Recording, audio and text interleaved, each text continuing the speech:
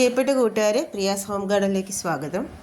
അപ്പോൾ ഇന്ന് എൻ്റെ ബ്യാഡഗി ചില്ലി ചെടിയിൽ നിന്ന് തന്നെ നല്ലോണം മൂത്ത് പാകമായിട്ടുണ്ട്. ഞാൻ ആദ്യമുണ്ടായ ചില്ലികൾ എടുത്ത ശേഷം ബാക്കിയുള്ളത് മുഴുവൻ വിത്തിന് നിർത്തിയിരിക്കുകയാണ്. കാര്യം ഈ വിത്ത് നമുക്ക് ഭയങ്കര റെയറായിട്ട് മാത്രം കിട്ടുന്ന ഒന്നാണ്. സാധാരണ വിത്തുകൾ കിട്ടുന്ന വെബ്സൈറ്റുകളിൽ പോലും ബ്യാഡഗി ചില്ലി ഇല്ല. ബ്യാഡഗി ചില്ലി ഒരു GI ക്രോപ്പാണ്, ഒരു ജോഗ്രഫിക്കൽ ഇൻഡെക്സ് കിട്ടിയിട്ടുള്ള ഒരു വിത്തിനമാണ്. ഇത് പരമ്പരാഗതമായി കർണാടകയിലെ ഹാവേരി ജില്ലയിലെ ബൈഡഗി എന്ന സ്ഥലത്ത് അവർ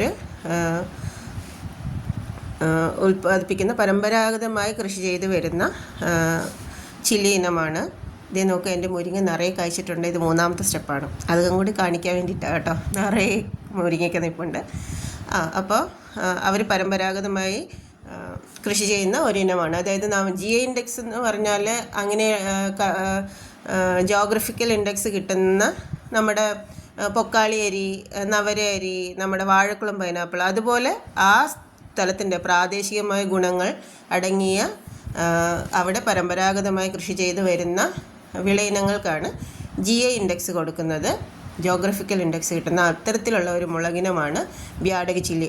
കാശ്മീരി ചില്ലികളിൽ ഏറ്റവും പ്രീമിയം ചില്ലിയാണ് ബ്യാഡഗി ചില്ലി. കാശ്മീരി ചില്ലി എന്ന് പറഞ്ഞാൽ കാശ്മീരിൽ ഉണ്ടാകുന്ന ചില്ലി മുളക് ഇനം എന്നല്ല അർത്ഥമാക്കുന്നത്. അതായത് എരിവില്ലാത്ത നിറം കൂടുതലുള്ള മുളകിനങ്ങൾക്ക് നമ്മൾ പൊതുവേ പറയുന്ന പേരാണ് കാശ്മീരി ചില്ലി. അപ്പോൾ ഈ ബ്യാഡഗി ചില്ലി അതിൻ്റെ ക്രിംസൺ റെഡ്, ഈ റെഡ് ഒരു സ്പെഷ്യൽ റെഡാണ്. നിങ്ങളൊന്ന് സൂക്ഷിച്ച് നോക്കൂ. വളരെ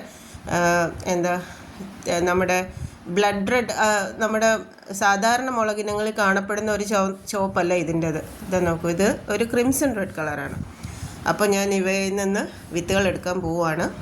ഈ ഇപ്പം ഉണ്ടായിരിക്കുന്ന ആദ്യത്തെ വിളവിന് ശേഷമുള്ള സകല മുളകിൽ നിന്ന് ഞാൻ വിത്തുകളാക്കാൻ പോവുകയാണ്. അപ്പോൾ വിത്തുകൾ ആവശ്യമുള്ളവർ, കുറച്ച് പേർക്കേ കൊടുക്കാൻ പറ്റുള്ളൂ എങ്കിലും അത്യാവശ്യക്കാർ മെസ്സേജ് ചെയ്യുക. അപ്പോൾ ഞാൻ തയ്യാറാകുന്ന മുറയ്ക്ക് നിങ്ങളെ അറിയിക്കുന്നതാണ്.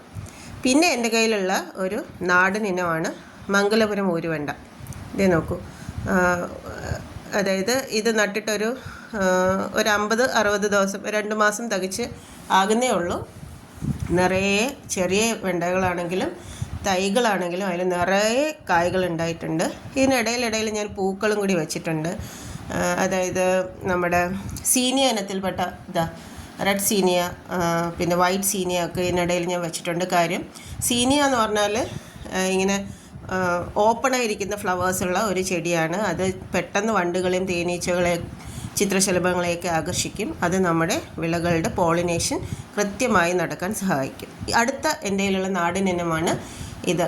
തായ് ഫ്രോഗ് ലാവൻഡർ എന്നാണ്.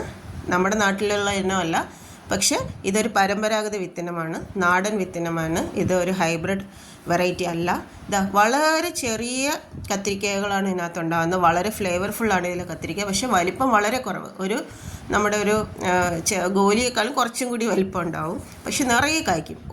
ഒരു തൈ ഉണ്ടെങ്കിൽ നമ്മുടെ വീട്ടിൽ കത്തിരിക്കയുടെ ആവശ്യം പൂർണ്ണമായി നിറവേറ്റുന്ന ഒരു ഇനമാണിത്. അടുത്തുള്ളത് ഇല്ലിക്കൊമ്പൻ വഴുതന. നമ്മുടെ വഴുതന ഇനങ്ങളിൽ ഏറ്റവും നീളമുള്ള വഴുതന ഇനമാണ് ഇല്ലിക്കൊമ്പൻ വഴുതന. അതും ഞാൻ നട്ടിട്ടുണ്ട്. പൂക്കളായി കായ്കളിലേക്ക് കടക്കുന്ന ഒരു പരുവത്തിലാണുള്ളത്. അപ്പോൾ പരമ്പരാഗത വിത്തിനങ്ങൾ സംരക്ഷിക്കുക എന്നുള്ളത് നമ്മുടെ ഓരോ കർഷകരുടെയും ഒരു കർത്തവ്യമാണ്. ഇന്ന് പറിച്ച് നമ്മുടെ മംഗലാപുരം ഊരുവെണ്ടയിലുള്ള വെണ്ടക്കായകളാണിത്.